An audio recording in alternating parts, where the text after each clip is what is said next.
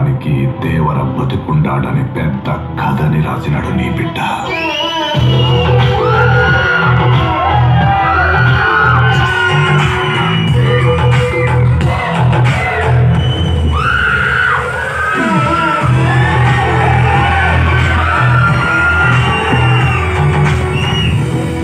ఆ మృగాల మాయలో పడి గొర్రె పిల్ల లెక్క వాళ్లతో పోయుండాడనుకున్నావా? కాదు తల్లి, వాడిని అడ్డం పెట్టుకుని వెళ్ళిన ఆళ్ళు గొర్రె పిల్లలు.